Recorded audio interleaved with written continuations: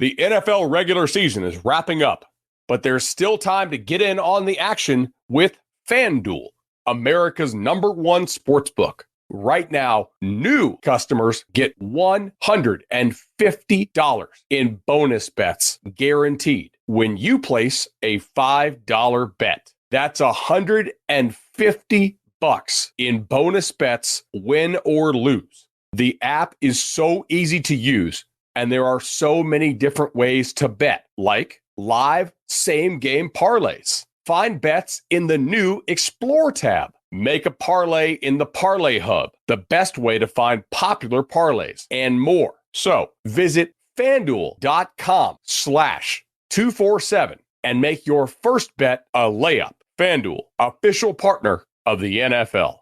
Must be 21 plus and present in Arizona, Colorado, Connecticut, Iowa, Illinois, Indiana, Kansas, Kentucky, Louisiana, permitted parishes only, Massachusetts, Maryland, Michigan, New Jersey, New York, Ohio, Pennsylvania, Tennessee, Virginia, West Virginia, or Wyoming. FanDuel is offering online sports wagering in Kansas under an agreement with Kansas Star Casino, LLC. First online real money wager only. $10 first deposit required. Bonus issued as non-withdrawable bonus bets that expire 7 days after receipt. Restrictions apply. See terms at sportsbook.fanduel.com. Gambling problem? Call 1-800-GAMBLER or visit fanduel.com/RG in Colorado, Iowa, Michigan, New Jersey, Ohio, Pennsylvania, Illinois, Kentucky, Tennessee, and Virginia. Call 1-800-NEXT-STEP or text NEXT-STEP to 53342 in Arizona, 1-888-789-7777, or visit ccpg.org/chat in Connecticut, 1-800-9-WITH-IT in Indiana, 1-800-522-4700, or visit ksgamblinghelp.com in Kansas, 1-877-770-STOP in Louisiana. Visit mdgamblinghelp.org in Maryland. Visit 1-800-GAMBLER.net in West Virginia, or call 1-800-522-4700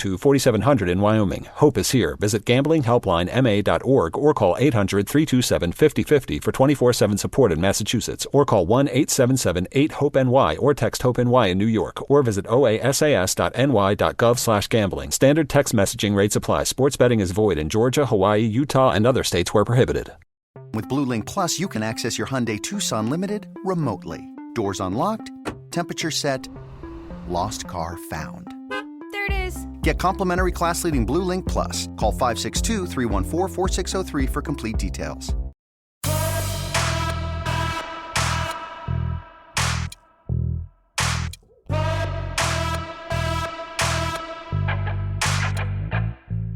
Welcome to the PowerCat Podcast, GoPowercat.com's Kansas State Athletics Show. Now, here's your host, GoPowercat publisher, Tim Fitzgerald. Welcome to this edition of The Insiders. We're off to a good start. I hit the wrong button and played the ending thing and not the start. So you got the full 10-second countdown. Tim Fitzgerald, Brien Hanley, Tim Everson is back from the IR. I'm a mess. Didn't go to the ER. Hey, Glenn Kinley, welcome to this week's edition. I told the fellas, so now all 32 of you that are here first get to have this insider information. The dogs are in the studio. All hell might break loose at any moment. It could be glorious. Usually they're up in the bedroom, but they convinced me to be an idiot. K-State wins 41-0 over Houston. Okay, that's enough about that. No, seriously, this was pure domination. Brien Hanley, I've never been more convinced of my one lone piece of betting truth.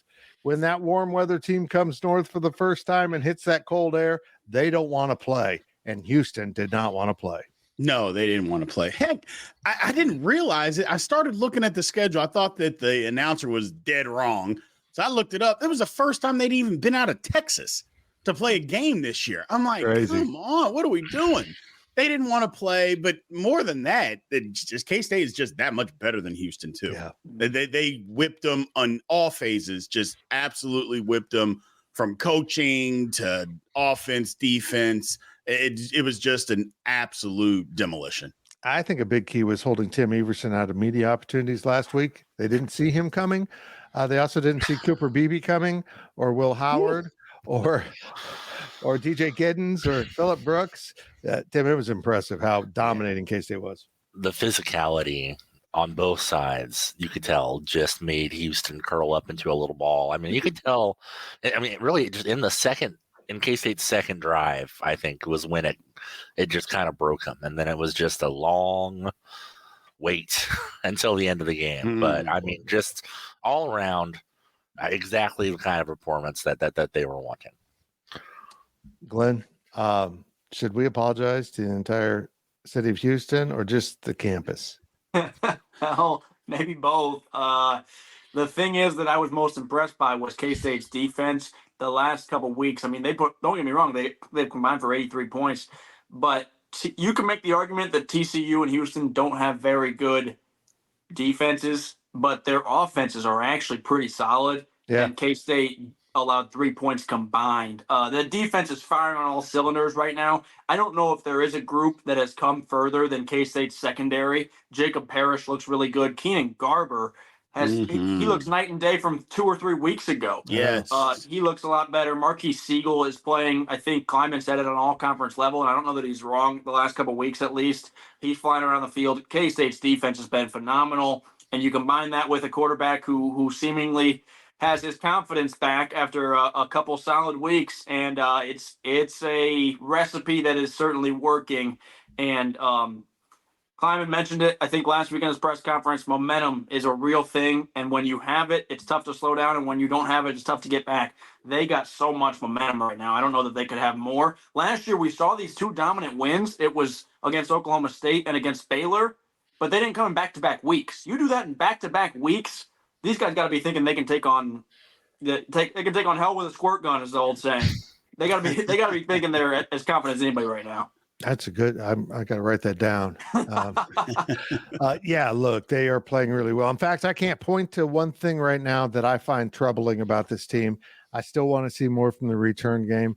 They haven't needed it. They might need it Saturday, but Brien, we focus on that 41 a lot, and we should. The offensive line was dominant from the very start of this game. DJ Giddens was just almost untackable.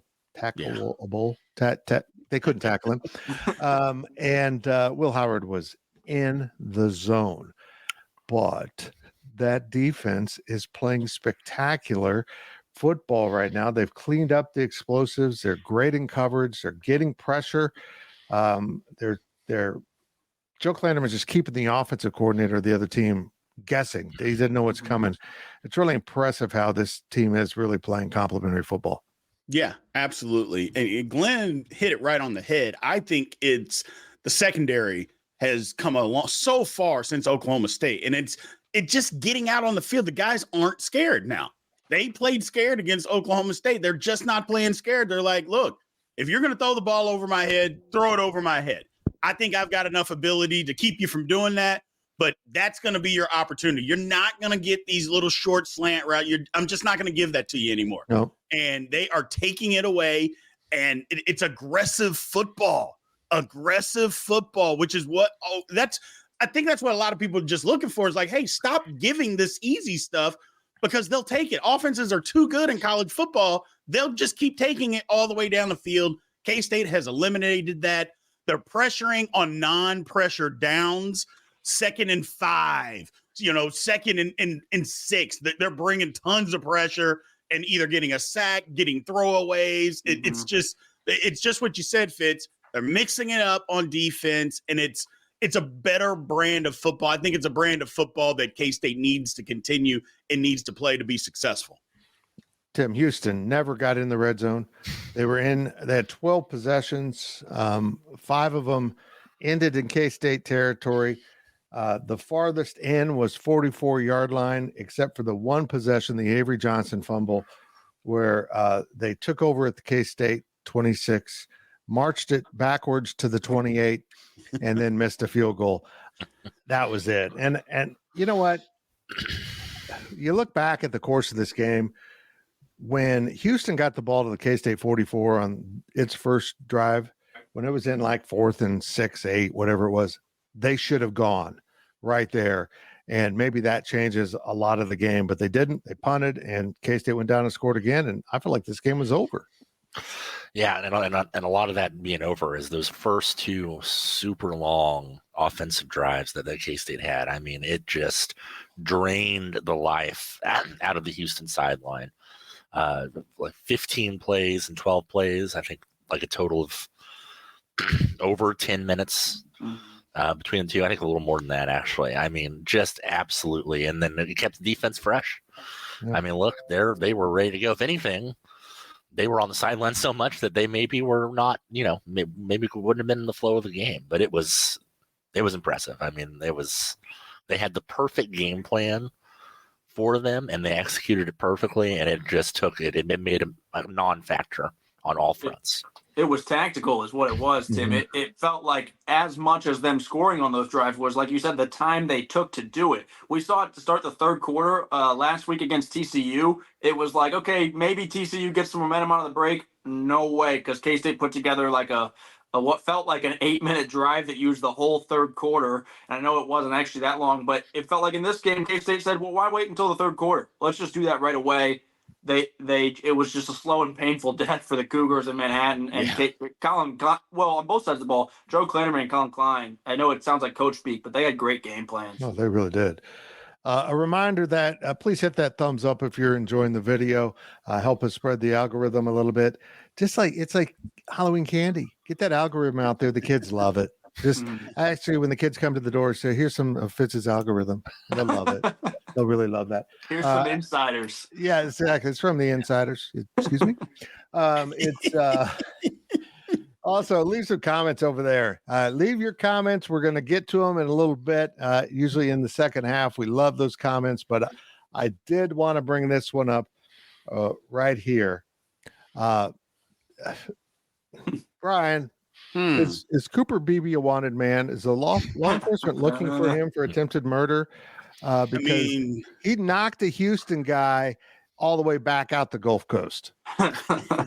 It was literally the exact. We talk about it all the time. It football speak. Knock him out of the club. Throw him out of the club.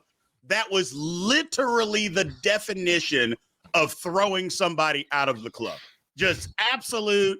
I'm running right at you. You see me. There's nothing you can do about it. 15 feet on his back. Feet go flying up in the air. I'm like, that's football. Now that's football. That's what I like to see. Unbelievable. And yes, by the way, yes, they should be looking to arrest him for assault because that was assault. Yes, that was. Brian, what's your best, most memorable pancake in your college career? A&M 1997. I remember it like it was yesterday. We ran the same play. Darren Howard he makes fun of me all the time. He said, "Man, you were dead tired."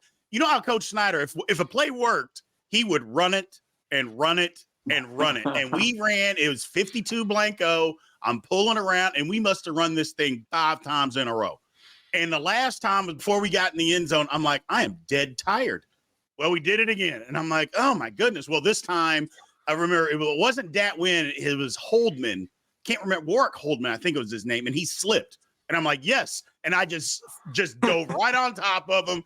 He fell backwards. I laid on him. And I said, see, that's what you get. Absolutely memorable. I loved it.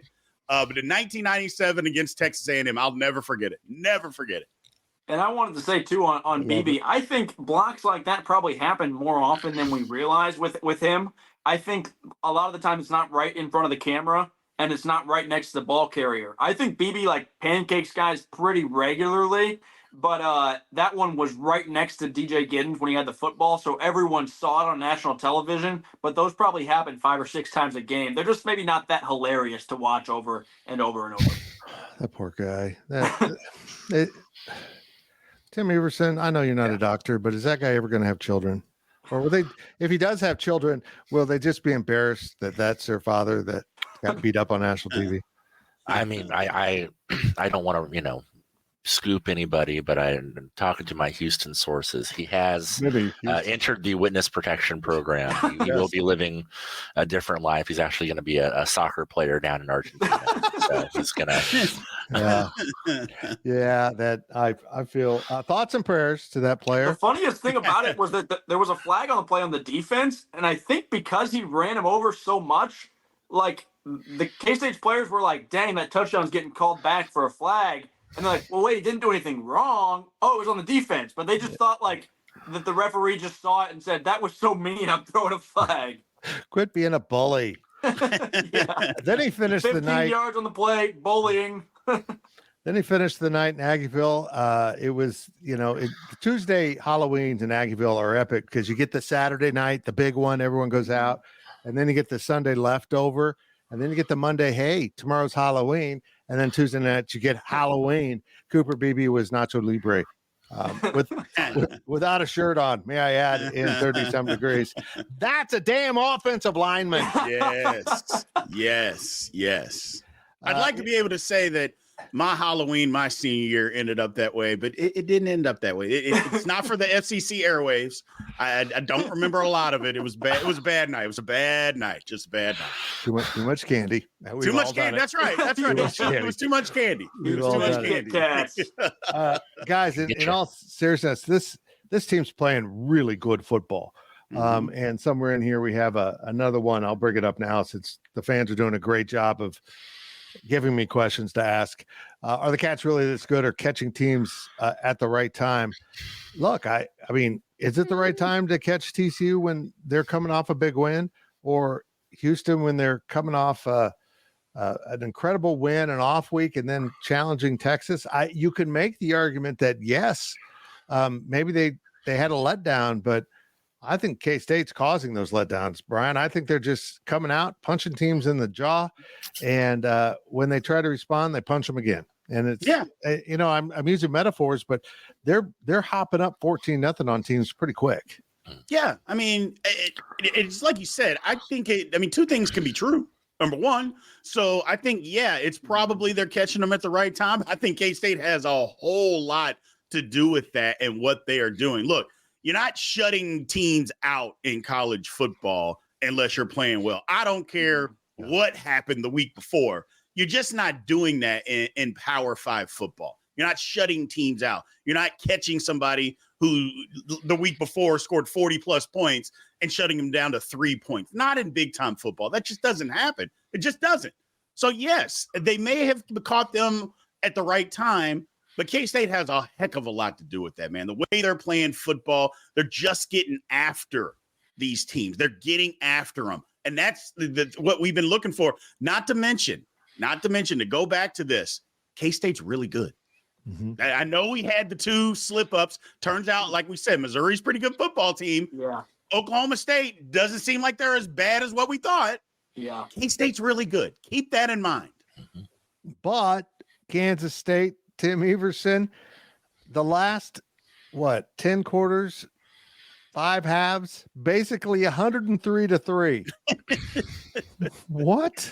Yeah. In Big 12 game, that's like Bill Snyder non-conference scheduling scores, Well, we beat our first 3 opponents 103-3.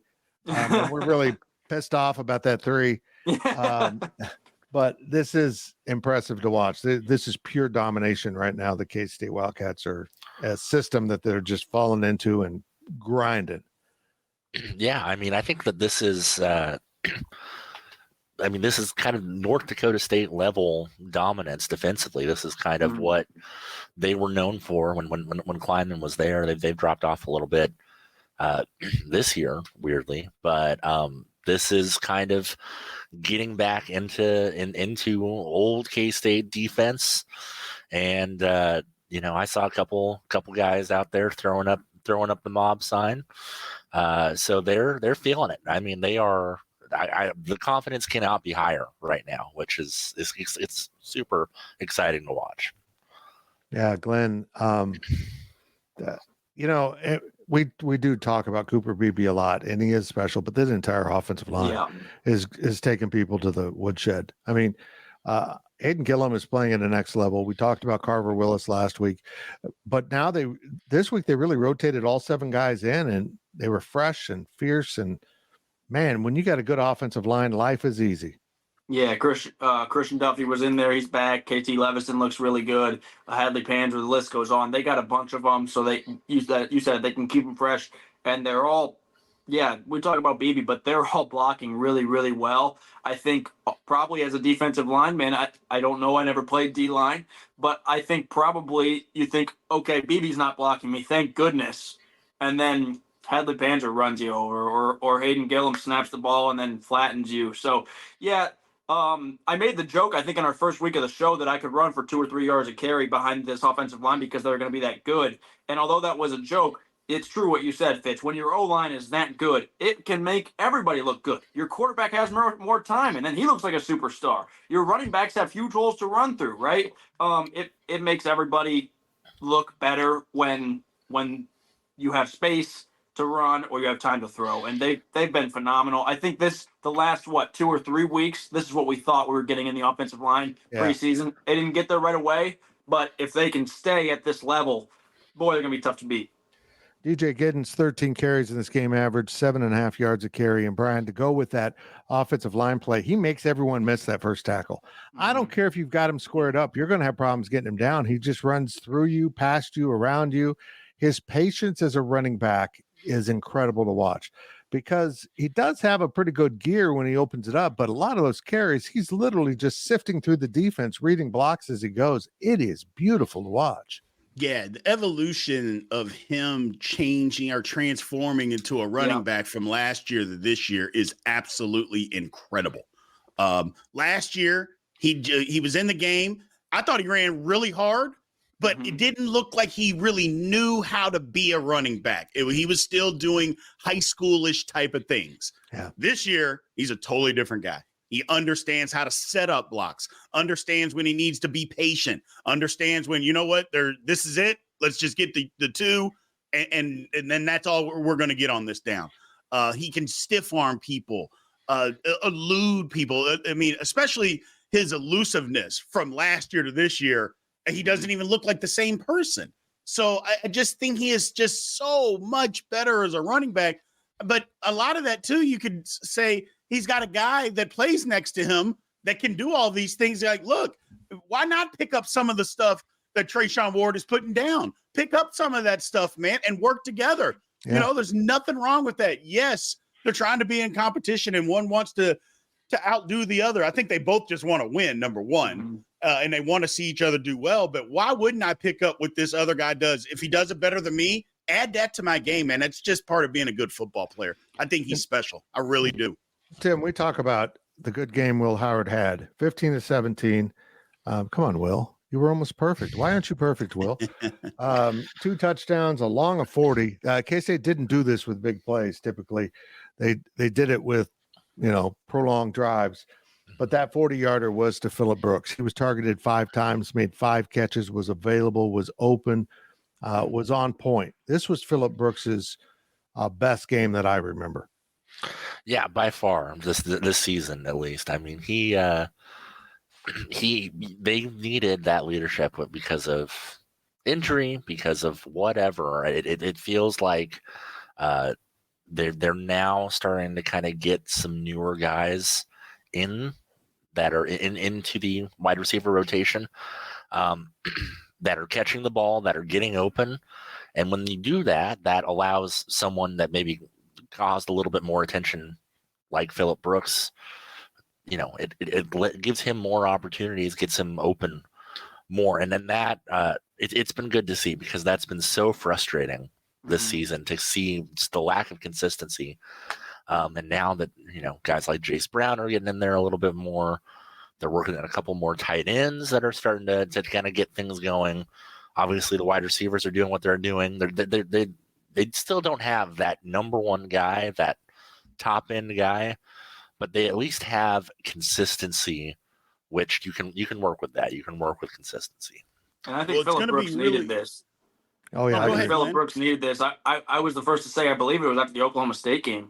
He looked rough out there. I don't know if he looked. Sometimes he looked confused. I don't want to say it was an effort thing. Sometimes I don't know if he was on the same page or he didn't know the play call, or like the one time he thought that I think they handed it off and he was supposed to be blocking for Will, and Will had to shove him in the back. And I said it on here. I said that was not good to see out of a 6th-year senior. He needed a game like this, and he was instrumental in the offensive performance on Saturday. Yeah, I agree. It was go ahead, Barry. Go. Well, I was just going to say it's one thing that we need to see this. Both of you guys are absolutely right because, and I know we'll get into this a little bit later, but Texas is going to load the box and say, you're not going to run it. You're going to have to beat one-on-one coverage. That Texas is going to do that. So for us to be able to move the football, throwing the ball through the air, I'm not saying we can't run it against them. I'm just going to say Texas is going to challenge us up front. They're going to do that. They're going to stack the box. We're going to have to throw the football, which means we're going to have to get some separation. So, and it was good to see. I mean, it really was good to see because we're going to need them. We're just going to need them. See, that's why he's a pro. He just pivoted me right into the Texas game without me having to do a damn thing. Top-notch segue right there. I'm just sitting here. That was amazing. Let's look. Does anyone else have to say about the Houston game? Because I feel like we're out of topics. They stunk. K-State good, 41-0. That's a wrap. Last thing I'll add, Fitz, is that we've talked about them a lot, but I think they deserve to be talked about a lot. We talked about the DBs, the linebacker group. That's a group that's kind of beat up. They lost, in my opinion, a guy that I thought was going to be probably an All-American this year in Daniel Green. They lose him. Jake Clifton's been really good. Austin Romaine has been really good. Desmond Purnell has taken his game to another level. And then we knew Austin Moore was going to be really good, and he has been as advertised. That group has been as impressive as probably any group on the defense. Des Purnell, the Topeka Terminator. Hey, let's talk about Austin Romaine. Houston thought they had a little something. They got him isolated on a wide receiver, split him out wide, just laid the ball out there. And there's Austin Romaine just running with the dude. Like, I got this. It wasn't great coverage, but it was good enough. And Donovan Smith stunk. But it was impressive. He wasn't fooled one bit, and he wears what's the thing he wears behind his shoulder pads? It makes you look slower, so it looks like he was like humming down trying to keep up with that wide receiver, which made it look even more impressive that he broke up the pass. Brien and I have the same problem with her belly. It makes us look slower. And Tim just is slow. Okay, let's move to Texas, guys. I also want to keep in mind that Brien Hanley and I will be recording on Wednesday with the PowerCat pregame podcast, along with Ryan Wallace and Ryan Gilbert. We got a lot to talk about with Texas, but let's get into some kind of topic on the surface right now. I went back and watched that game they had last week, and BYU's bad. I mean, a lot of it was Texas causes it. Mm-hmm. Texas is big. They're physical. They're athletic. They got dudes, and Brien, they're beatable. I see a beatable team. Well, here's the thing. Texas it's just what you said. It's all of that. Texas is always all of that. Yep. They always have guys. They always are big and physical. Now, they don't always play big and physical, but they can be had. And it's just what I said. They're going to make on offense, they're going to make us throw the football. But that doesn't mean we can't run the ball at them. It doesn't mean that. Here's the thing. Everybody looks to the Alabama game and they think, oh, man, they dominated the line of scrimmage. Well, if you pay attention to college football, Alabama's offensive line is horrible. It's one of the worst that I think I've seen Alabama have since Saban has been there. So saying that Texas dominated their offensive line is not really anything that we should be afraid of. And another thing is our offensive line is not Alabama's. That would be the thing to keep in mind.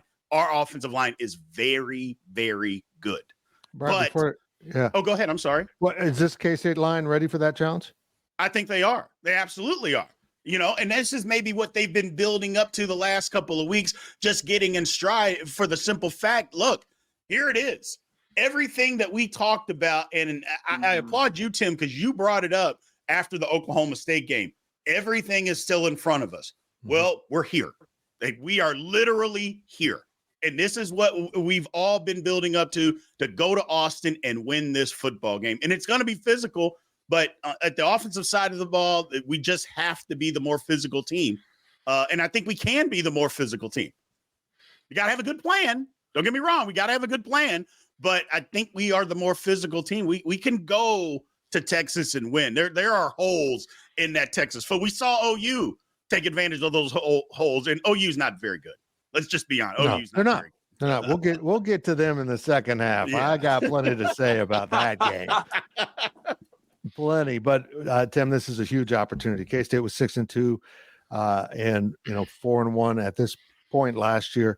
But this is a huge obstacle. This is a much bigger obstacle than K-State had at any point last year. Pretty much, not mathematically, but in reality, you got to win this game if you want to go back to Arlington and defend your title. Absolutely. And I would say K-State has lost to much worse Texas teams in Austin over the last decade, which has been since 2011, I think, was the last time K-State won in Austin.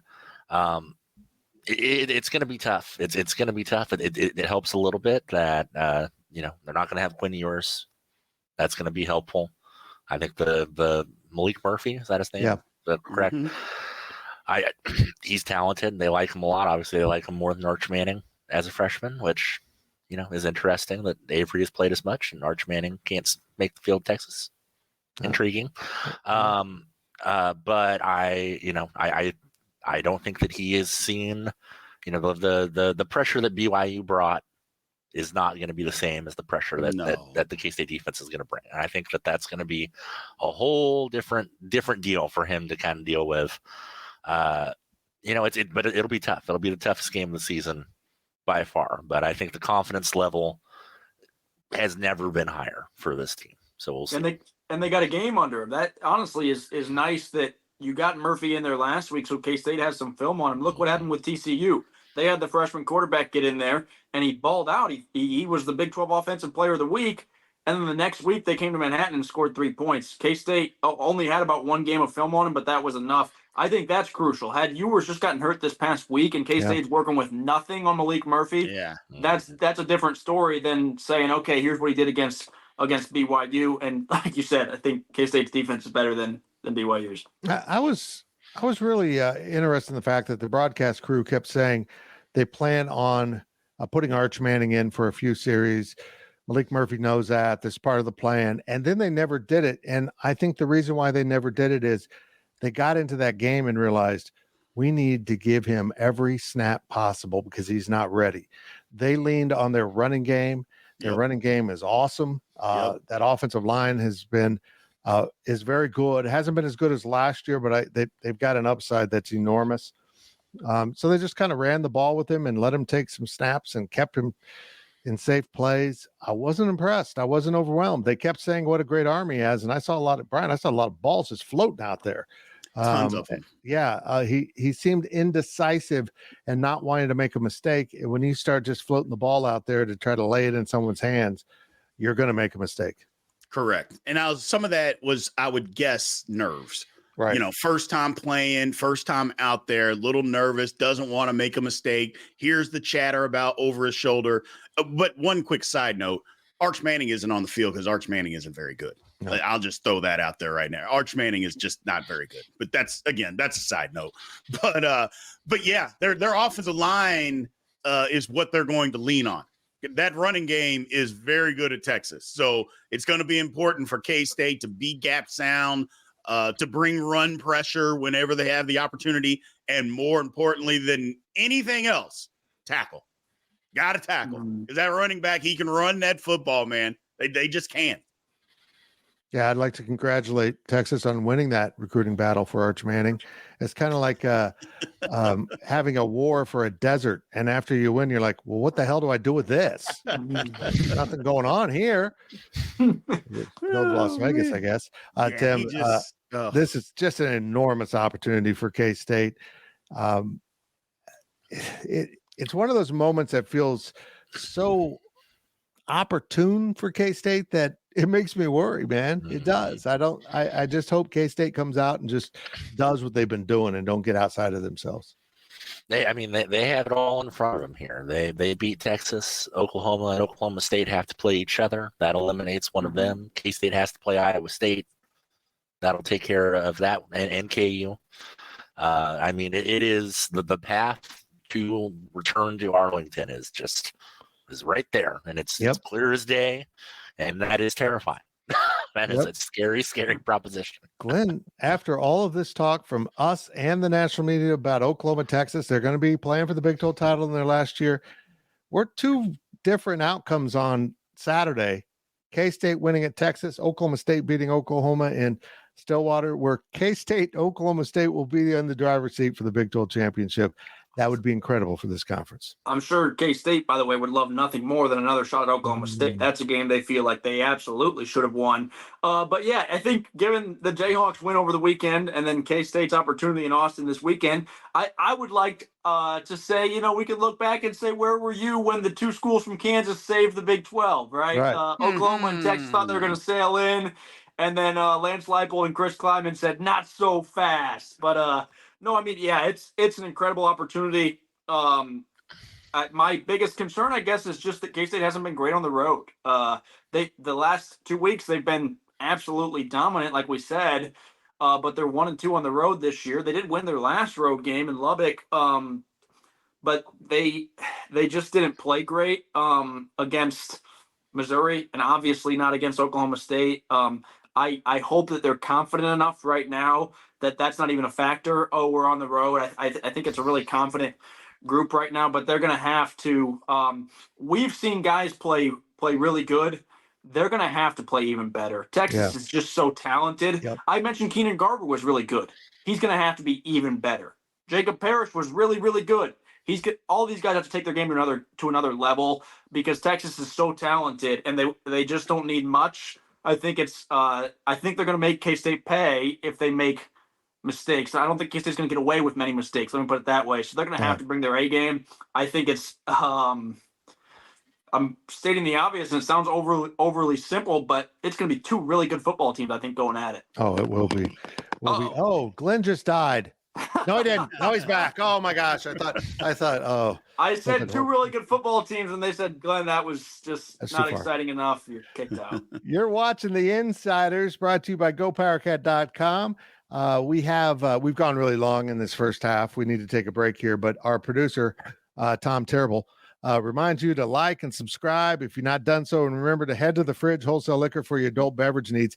They're not the sponsor of this podcast, but since we don't have one, he's right. Go to the Fridge. The Fridge has the best liquor trees in the nation. They take the liquor fresh off the trees every morning and sell it to you. That's how incredible they are. Let me get over here to the right place because we need to go to break now. If you've been watching this on a regular basis, you know how long this break is. Don't go to the Fridge. Well, don't go to the Fridge right now. Don't go to your Fridge. I got confused. We'll be back. Go to break. Yeah. GoPowercat.com's PowerCat podcast continues after this short break. Is your January looking dry? Get some lotion. Get a humidifier. And better yet, get Drizzly, the go-to app for drink delivery. With Drizzly, you can compare prices across local stores to get the best price on a huge selection of drinks perfect for dry January. Every single time. Non-alcoholic wines? Have a look. Ready-made mocktails? Grab a straw and order them up. Beer without the alcohol? Yep, take your pick. You can find all of them here, in the app, in that phone that's in your hand. Could it be any simpler? Nope, not a chance. So shop for great deals on all your dry January beverages or other drinks and get them delivered to your door or blanket fort, maybe. Download the Drizzly app or go to drizzly.com. That's DRIZLY.com. Must be 21 plus, not available in all locations. And don't forget to lotion up your elbows. They're looking a little dry. Welcome back to the PowerCat podcast. And like that, we're right back to the Insiders. A shorter second half here than normal, but let's get into some really important topics. Let's take a tour around the Big 12, and the first important topic is talking trash on the Oklahoma Sooners. It means a lot to me when we get to do this. I'd like to point out that Oklahoma's done a great job of coming into Kansas and taking away recruits so that they could lose to KU and K-State. That's very nice of them. Brien, did you watch much of that game? And I think KU's good. I've been saying it, but they're not great. They didn't have to play their A game to win. No. Oklahoma is really beatable. I think Oklahoma State's going to give them problems. Yeah. I mean, look, OU played, it was their Super Bowl to beat Texas. Right. And Texas played their C- game against OU. Let's just call it what it is. They didn't. OU is not that good of a football team. I don't want to take away. Well, I kind of want to take away from KU, But I don't want to take away from KU because, again, KU wasn't just lights out in that football game. They weren't, but they played good enough to win. You know, even at the end, KU tried to give it away. I mean, they were trying to give OU the game. You know, it's just OU's just not that good of a football team. They're just not. I can't understand. Look, I'm a Brent Venables fan. I know a lot of K-State people are still mad at him, but I am a Brent Venables fan. He was a coach of mine. He used to be honest. Tell me, I loved him when he was here. And the guy can't, I just don't understand what's going on there. I really, really don't, because the quarterback, as much as people want to like him and he's gritty and he's tough, that's not what OU, that's not a typical OU quarterback. It's not. The typical OU quarterback is really, really good. You know, he's one of the best 5 or 6 quarterbacks in the country. That's what I'm used to when I see an OU football team. That's not what they have in Dylan Gabriel. And that's not, I mean, OU's just not that good. The offensive line and defensive lines are not spectacular. That's part of their problem. They're just not that great of a football team. If you're a K-State fan, you're probably genuinely really bummed out that you don't get Oklahoma in their last year, because I think K-State could beat them. I would have told you that KU was going to have to play, like we said, their best game and put it all together. And for them to not have Jalen Daniels, and then for Jason Bean to throw 2 fourth-quarter interceptions and still win that football game, honestly, it sounds like I'm kidding, but I'm not when I say that I think K-State probably is like, dang, I wish we could have beat OU one more time. They would have been, what, 3 of 4 or 4 or 5 under climbing or something on their way out the door, but the Jayhawks did it for them.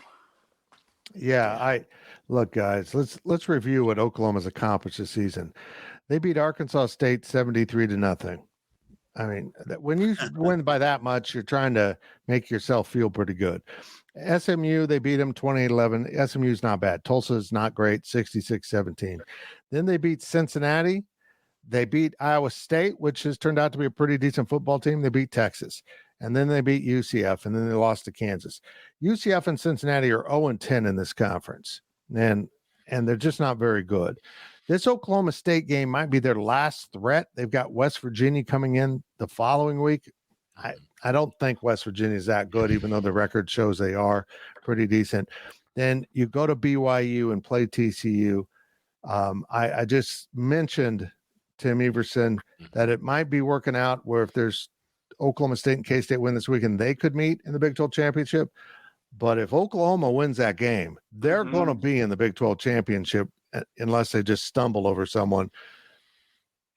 Who would you prefer? If K-State can win on Saturday, Oklahoma or Oklahoma State, get the revenge game against Oklahoma State, or one goodbye kiss for the Sooners as they head to the SEC? Well, there was a certain game that was played about 10 years ago in Kansas City. It was 20. 20 years ago? It was 20. It was 20 years. 20. Snuck up on you, didn't it? I was, 20 years ago was what I meant to say. 2 decades. That would be a pretty fun way to send them along. I think that, I don't know. Oklahoma State, Ollie Gordon, man, he's scary. He's a scary running back. I think he's giving him problems. Yeah, all due respect, Devin Neal and the KU running backs. I don't know if Oklahoma's ready for Ollie Gordon. I mean, he's on one, and no one is more upset probably about the entire Oklahoma and Texas leaving situation than Oklahoma State is. Mike Gundy specifically. And no one, I think, wants to win against them more. It's either of those teams more than Oklahoma State wants to send them along with a loss and then never play them again if Mike Gundy has his way. So Mike Gundy's proved why he's a great coach. He looked around his locker room when the team's struggling and realized he's got I don't even know what Ollie Gordon is, 6'3" running back with looks like Eric Dickerson, is really fast, elusive, powerful. And he thought, I'll give him the ball. And that was his coaching, and it's been brilliant. Ollie Gordon's special, man. He is so good. He's so fun to watch. He's a problem for everyone, but I think he's going to really give Oklahoma a lot of problems. But Oklahoma wants to take him away and make it about Alan Bowman, and if they can do that, they'll probably win. Yeah, Oklahoma. That should be a good game.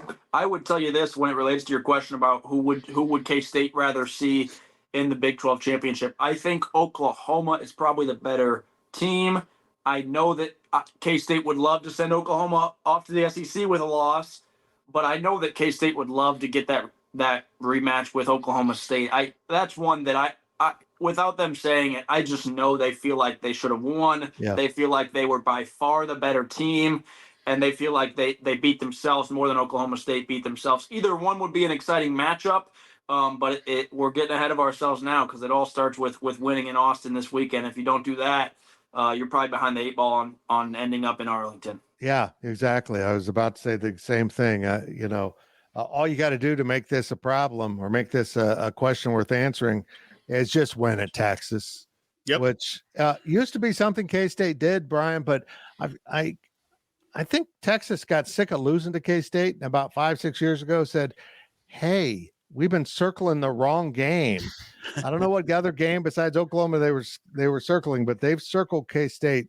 K-State's got their full attention. I saw things in that game last week with BYU that I thought was clearly prep for K-State, clearly trying to get Malik Murphy ready to go, trying to show some things on film. They know what's coming. They know how good K-State is. Sark's no dummy. Yeah, they understand how good K-State is. I think they understand the challenge. But it's another thing that Texas has a lot riding on this game too. I know we're talking about a lot for K-State, and we do have a lot. Texas is trying to get in the college football playoff, and beating another ranked team, they got everything in front of them. They win this game, and then they go on and they win the Big 12. They're right there. They are going to be right there. So I just believe that they are going to come out and with high intensity. And it's going to be important for K-State to match that intensity early. Get into the middle of the second quarter within 3 points or have the lead.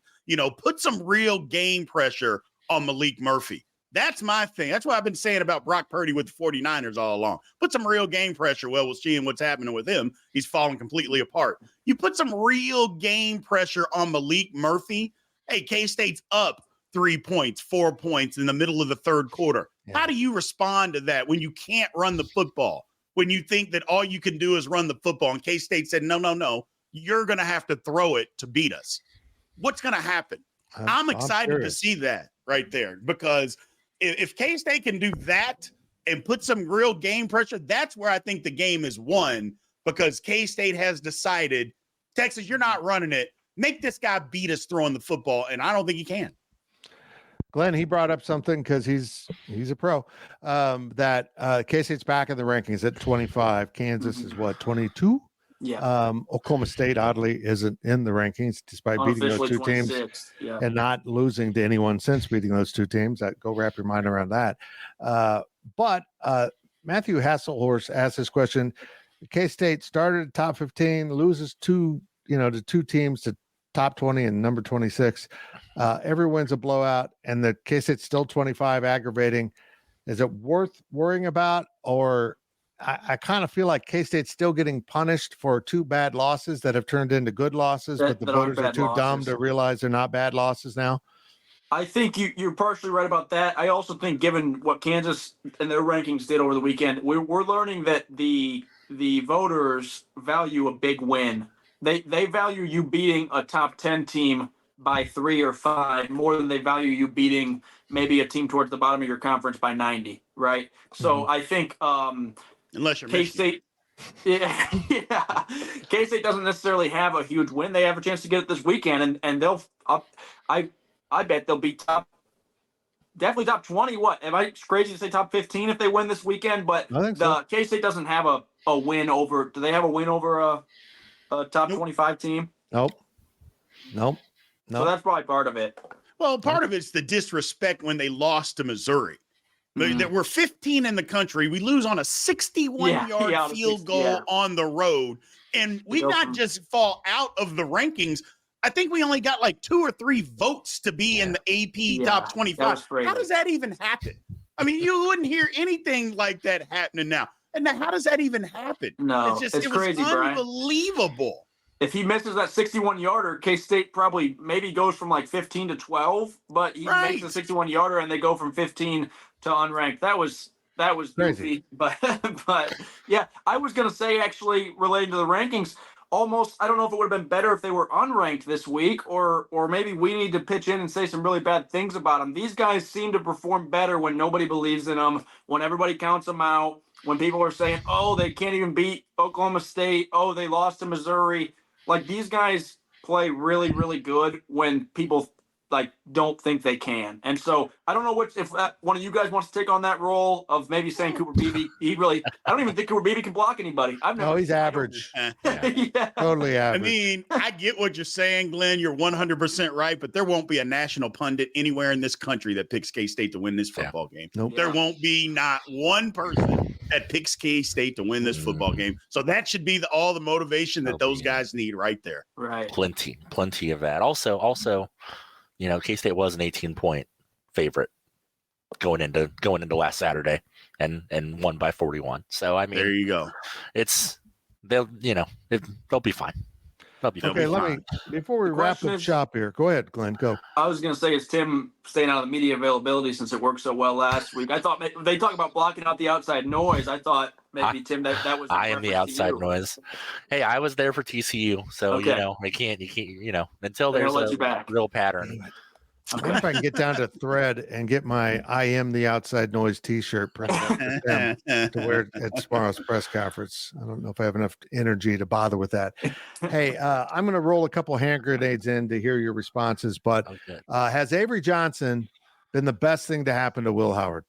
100%. 100%. Not Avery, but the situation. Yeah, the situation pissed him off. I think it was the best thing, number one, that happened to Will. It's the best thing that happened to the coaching staff and Avery. You get some success. You go out there, you play well. The starter's struggling, and he was struggling. You go out there, you have some success, and then you push him. All of a sudden, the starter gets better, and then Avery struggles. Now, I'm not saying he played bad, but he didn't play great. He struggles. That is the best thing that the coaching staff wanted to see. You get this guy that's going to be a superstar at K-State, get him some experience, get him some success, but also, hey, this isn't just, sunshine and roses. This is big-time football, and he didn't play well, didn't play great. And Will Howard did. He said, you know what, this is my job. I waited all this time to get the job. I'm not giving this up. This is the best thing that happened, I think, for the program this year. Other than, granted, we lost some games, I'm just saying it's the best thing that could have happened for everybody. And Fitz, you were there last Tuesday when we talked with Will Howard. He was as professional as he could be, but he wasn't happy. It is what it is. You asked him, I think, about what it's like trading off, and he said, it is what it is. You got to control what you can control, right? And you could tell he was biting his tongue as if to say, hey, if it were up to me, I wouldn't be splitting reps with anybody, right? He didn't say it, but right? That was it. He just left. He's back. I'm back.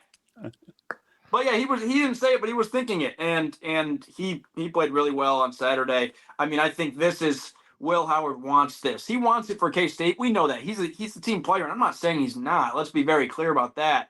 But he wants it for K-State, but this is years in the making, guys. He's been at K-State for 4 years. He's been with that offensive line his whole time at K-State. He knows those guys. He's been with Phil Brooks the whole time. He's been with Seth Porter the whole time. Like, this is a year that's been like years in the making for Will Howard, and he didn't want it to be taken away. No. Tim, as the guy that writes for a living, this was kind of old school for me. This was Bill Snyder kind of sending a message, hey, we got these guys that are ready to play. And it's worked out. We're seeing similar situations at receiver. We're seeing it in the secondary where they're putting some new guys on the field. And the other guys seem to be responding to it. I love the competition within the locker room that is friendly. Yeah, I mean, it really shows the strength of the culture that Chris Kleiman has built, and really has, they did the full reset during the COVID year. And then they've just kind of built on that and built on that and built on that. And, it really, it really has shown in kind of the darkest moments of this season. That is what is kind of shown through, is how good of just people are in that locker room, and how much they care about K-State as a university. They care about the team. They care about their teammates. They want to win. They want to win for the school. They want to win for their teammates. It's special to see, and you see there's tons of cliches about this, but when you see it in a situation like this, where it's laid out so clearly that's what's happening, it really is cool to kind of witness. Full selflessness all the way around. Yep. Well, Barnaby and selflessness too. Guys want to win. They want to look good. Guys want to play well and play well for themselves. They want to win. They want to win for their school, but they also want to be out there. They want to be part of it and contribute. It's one thing to be on the team and the team doing well, but you want to be a factor in why the team is doing well. And that's not selfish at all. People sometimes think that's selfish. I think that's crazy talk. People just want to be out there and be a factor in why the team is winning. And when you play that morning game, you got Aggieville at night to be loved. Hey, you're the star. Hey, that's Not right. the Libre, baby. I don't know anything about that. I don't know anything about that. The other thing that I would add is I think it's a testament to Colin Klein and his ability to adjust and to game plan. If I would have told you before the season that K-State was going to win by what they win by 38 and then 41 and get next to nothing out of Keegan Johnson and RJ Garcia in both those games, nothing, you would have called me crazy, right? Yes. Colin Klein has made this thing work without, quite frankly, probably the two guys, you can say Phillip Brooks probably too, but two of the guys who you thought would be their best offensive weapons. And they've been, I'm not dissing them, they just haven't been very involved in that offense, and they've still made it work with Jace Brown. They've gotten a guy like Jaden Jackson involved in different ways. They've made it work with the running backs. Colin Klein adjusted when a lot of OCs probably would have been like, oh no, these two receivers, what am I going to do? So impressive. Well, I'm just going to say this. Keegan Johnson's been less effective than me in a room of supermodels. It's nothing going on. It's just not working. It's just a bad formula. I'm going to roll one more topic out there for you guys before we wrap up shop for this week. Brian, how good's KU? They just beat Oklahoma. That was a huge win. They stormed the field. They took that goalpost and put it in water. I don't know if that's magical thing or what, if it reacts with the rocks and the chalk. I'm not sure. But that was a huge win. They're off to Iowa State. Is KU for real? I don't like answering these questions. I know, that's why I asked. I don't like it. But unfortunately, KU is good. Yeah, KU has a good football team. They just do, man. Look, you can say that whatever you want to say, whatever you want to come up with, there's no denying that KU has a good football team. And it would be foolish for anybody to think that they don't have a good football team, because they do. And I'm not saying that, because they beat OU, because OU's not world beaters, but OU's not horrible either. Let's not kid ourselves. OU's not a horrible football team. And they beat them, and KU played maybe their C game and beat them without their starting quarterback and beat them. So, yes, KU has a good football team, and that's all that my stomach's going to allow me to say. Glenn, you were there, weren't you? I wasn't there. We had a reporter there. Oh, I thought you were. Were you in Manhattan? No, you weren't. Lando was there. Did you just take the weekend off? I was in studio. Don't you worry. I was still working. Studio. I was covering some Washburn Ichabods, man. Oh, that's good. That's okay. That's a valid. When you're in the Topeka market, that's valid. Yes, sir. But this was huge for KU. I admire it, and I think Lance Leipold is the absolute real deal. Yeah, I mean, had they lost this game, right, the conversation or narrative would have been second straight year that you start 5-0 and then you struggle to get that sixth win. Last year they lost 3 or 4 in a row after going 5-0. They almost look like maybe you do the same thing, and then you do it with a win against Oklahoma with the lights really bright. I think maybe one question when Leipold got there was like, okay, he turned him around at Buffalo. Like that's why I thought it was a great hire. They didn't need just a great coach. They needed somebody who had proven that they could take a lot of guys could take a really good program and keep it really good. They needed someone that could take a program from absolute zero to being competitive, and he's done that. And I think we're learning that he's not just going to take them from being horrible to being okay, but he actually has higher goals than that. That's a huge win. Their defense has come a really long way. They got a lot of playmakers, and I'll tell you this: they're gonna circle that one on the calendar. The matchup with the Cats in Lawrence. At Big 12 basketball media days, there was some Jayhawk maybe reporters there that were or people from Kansas City area even that were asking other KU reporters, can we beat K-State? Can we beat K-State? That they're gonna be up for that one. I guarantee you. Yeah. Tim, Abolition Bowl this year in Lawrence. That's my new name for it. I'm kind of proud of it. Yeah. It's going to be a good one. I think K-State's a better team as of right now, but it's going to be a good one.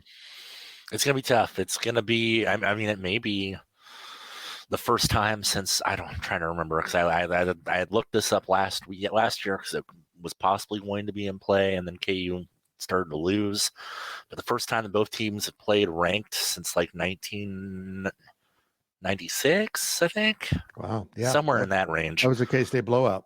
Yeah, and K-State kicked the ever-living crap out of them. I don't think that's going to happen. I think that this is a much more this KU team is very real. Mm-hmm.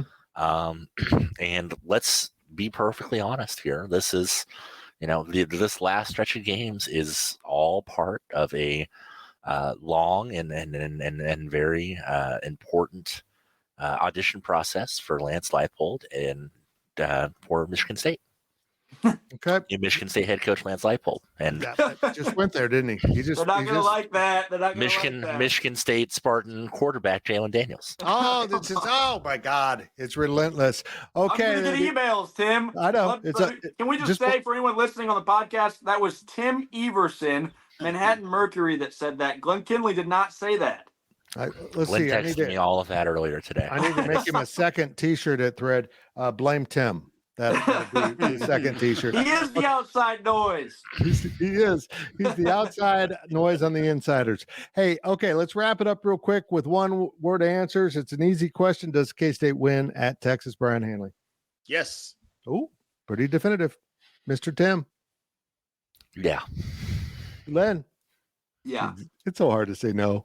You just want to be loved. I'm going with it. We'll be back next week with another edition of the Insiders to brag about us being right, or I will delete this podcast and it never happened. I appreciate everyone watching and listening and hanging out with us. We had a lot of people in the room today. It was really cool.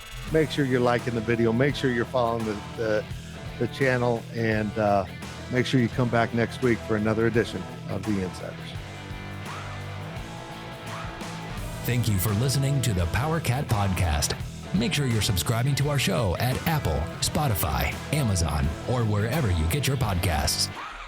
Sports bettors, it is time to level up. What's up, everyone? I'm Mackenzie Brooks, host of Sportsline's newest show, Inside the Lines. And I'm taking you behind the scenes with the brains behind the Sportsline model. What's the Sportsline model? It is the backbone to the numbers and projections across CBS Sports, coded to replicate odds makers and forecast outcomes for all major sports. From line movement to injuries that will impact player props to overall value picks, using the model's projections, we got you covered. The best part, we are here to answer your questions live, straight from the chat. So get ahead of the lines and the public weekdays at 1 p.m. with data and analysis you cannot find anywhere else. Bring your questions and let's cash with the model.